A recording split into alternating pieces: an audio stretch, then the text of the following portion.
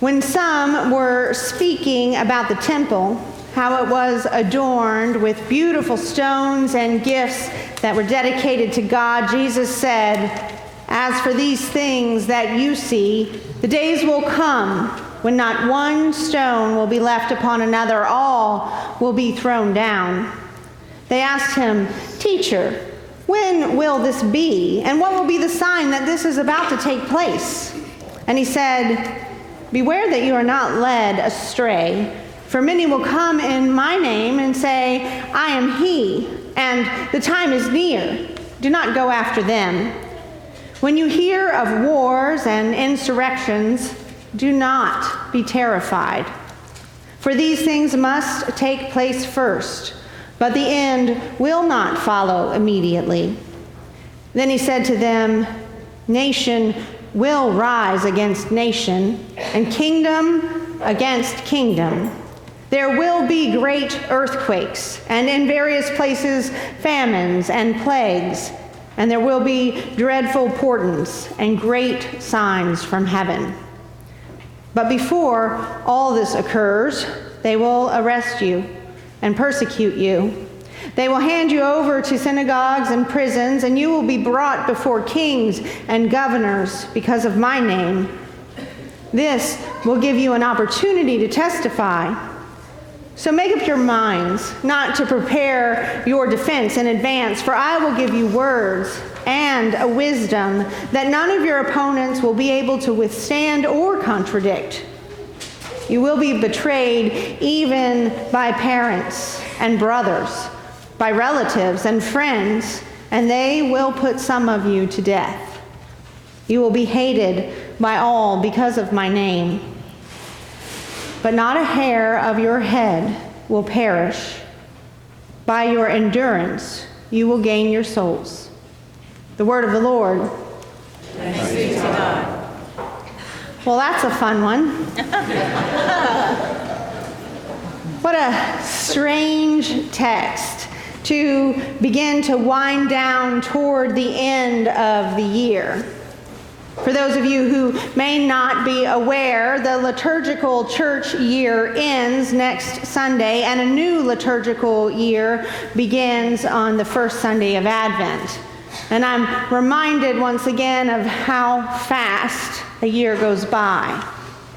It seems as if we just started learning about the author of Luke and how he thinks and the things that are important for him to convey to his audience, like how the world will be turned upside down, and the inclusivity of the good news for all people, and how he tells parables in quick succession that often show us how inclusive God's plan really is. First telling one about a rich man, and then following it up with one about a poor woman. Or telling us about a rich woman, and then following it up with a parable about a poor leper. But now the lectionary writers are telling us it's time to move on. Year A, the next year in our liturgical cycle, is all about the Gospel of Matthew, which makes me want to give a shameless plug for our Advent series that starts the first Wednesday in Advent.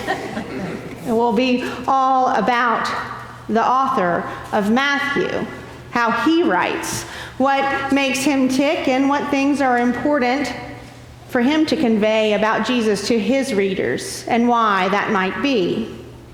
Make sure to check out your bulletin announcements for more details. But as excited as I am about that class, I also don't want to sell Luke short here in the last 2 weeks. I mean, we typically really like his stories, his doctor-like compassion. And some of our favorite parables appear in the Gospel of Luke, like the Good Samaritan and the lost coin and the persistent widow, which is part of the reason that today's reading kind of throws us for a loop. Within Luke's narrative, the temple has typically been a positive religious space. In chapter 2, Simeon entered the temple, guided by the Spirit. And throughout this gospel, the temple is described as a place of fasting and prayer. This is the gospel in which the boy Jesus goes missing, and he's found in no other place than in the temple, which he describes as his Father's house. In chapter 19, Jesus tries to protect the temple as being a house of prayer, and we're told often that Jesus teaches there every day.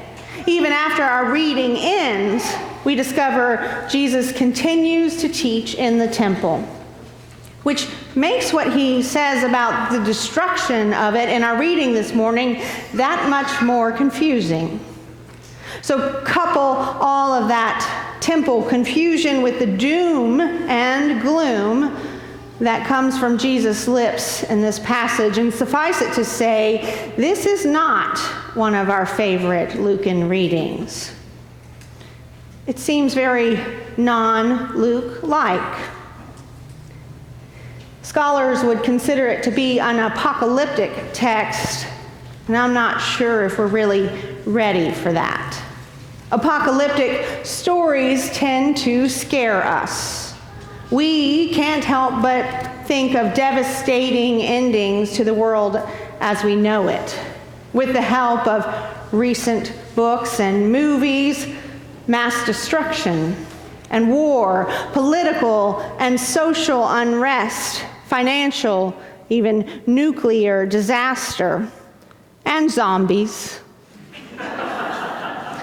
And four horsemen and knights of the living dead. All of it swirls around in our imaginations and understandings when we think about apocalyptic texts. In some ways, I think it kind of makes sense that we read this apocalyptic text now that the end of the year is coming. I mean, what better time is there to talk about the culmination of time and the destruction of the world than in the 11th hour of our liturgical year? When it appears here, it doesn't give us much time to think about it and process it. And let's face it, this is a subject we like to avoid. Apocalyptic texts just seem so unpleasant, like the plagues they often predict. We don't want to think about them, and yet we can't really help it either. We know from living in this world that things end. Relationships, jobs, even some of our most tightly held belief systems. We know that things get destroyed. Homes, from this recent round of storms, even large homes that would have seemed indestructible, even whole cities sometimes. And people die, and war occurs. Heartache happens, even when we don't want it to happen. So one of our favorite coping mechanisms is to just try and forget the bad things, or try and remember something good that came out of the bad things. We want to look back on our years with only nostalgia, count only our blessings, ignore pain and suffering in our lives. But when we forget and ignore those parts of our stories, we also risk forgetting how faithful and how powerful God really is to remain with us, even then, in our scariest, weakest moments. So when Jesus hears some people who are with him speaking about the temple and how it's adorned with beautiful stones and gifts dedicated to God, he can't help but respond, because he knows they are already acknowledging only part of the story, the good part. They're at risk of forgetting the weight of the stones that were required to build that temple. See, according to first century historian Josephus, the Jerusalem temple was rebuilt during Jesus' lifetime, and it was indeed awe-inspiring. Its reconstruction was supervised and funded by Herod the Great. The temple's retaining walls were composed of stones that were over 40 feet long. Just to give you some scope and size of the temple, it had a platform that was twice as large as the Roman Forum and 4 times as large as the Athenian Acropolis. And Herod reportedly used so much gold to cover the outside walls that anyone who gazed at the temple in the sunlight risked being blinded, just like you sitting in the sun. And all of this is to say that the beauty of the temple, it was stunning. That is something that even Jesus would have seen. But Jesus also did not lose sight of the fact that the reconstruction of the temple was also fraught with tension and contradiction. The temple was beautiful because Herod, the same Herod who was known to be a brutal and vicious ruler, the same Herod who slaughtered members of his own family so that he could maintain sole control, the same Herod who heralded himself as king of the Jews, is the one who spent bukus of money and enslaved many to make it beautiful. And not so that it could testify to the unique majesty of God, but so that it could bring glory to himself and dwarf the temples built by rival rulers. And yet, people who were with Jesus in the temple to learn about God's vision for the world and worship capital T truth, we're already making up new stories about how the temple was built, already seeing it only as beautiful stones and gifts dedicated to God. Now you may be wondering, what's the harm in seeing only the good in a bad situation? Only the beauty of the temple, even though the details are pretty ugly. Isn't there something that can be gained from something bad that's already been done and we can do nothing about? The temple was an architectural sensation, the best and the biggest temple ever built. A solid and sure sign for those who follow God of God's power and presence in the world. But Jesus saw something different. He could see that the temple was becoming the source of vision for the people. The source that told them who God was. It gave them confidence in God. It was a symbol of their pride and worthiness as people who worshiped in that place. It made them feel important. Each stone, every fleck of gold gave them more religious certainty, more assurance of the permanence of what they believed, and it also gave them weight in the community. So it's to this that Jesus responds, "As for these things that you see, the days will come when not one stone will be left upon another. All will be thrown down." So here we are in the Gospel of Luke, in the last chapter, before the plot to kill Jesus is revealed. And Jesus offers us this scary, apocalyptic vision that challenges everything we think we know about God and God's power in the world.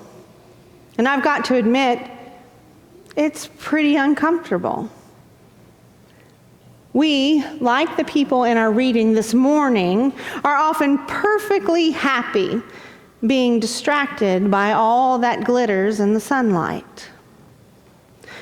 So why does Jesus call for an apocalypse now? I mean, when things seem to be going pretty well, when the people are really confident in God and God's power.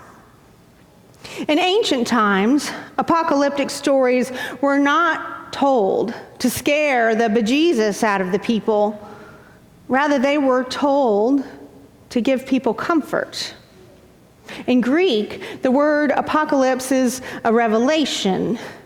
It means to unveil, to remove the veil, to look behind the curtain, to disclose something secret or hidden. So to experience an apocalypse is to experience fresh sight, accurate revelation. It is to understand reality in a way that is different than we understood it before. So here, Jesus delivers truth as he's never delivered it before. He challenges the people to imagine God beyond the grandeur of the temple. God will be, even when the temple is not. He risks decentering the people's location, their pride, and their certainty when he suggests that one day even the temple will cease to exist. God cannot be confined by a building or defined by our limited imaginations. He reminds us our perception of God's power is not something that we can set in stone. God will not cease to exist, even when everything as we know it right now is gone. That's God's true power, to be with us, even in our scariest, weakest moments. Jesus' apocalyptic vision lets people see just how disillusioned we are. The Reverend Barbara Brown Taylor, in her sermon collection, God in Pain, argues that disillusionment is an essential part of Christian life, saying it is literally the loss of an illusion about ourselves, about the world, about God. And while it's almost always a painful thing, it's never a bad thing. To lose the lies we have mistaken for the truth. In this world, we may think we have a lot to lose, but our souls are to gain. Perhaps we are ready for an apocalypse now. Amen.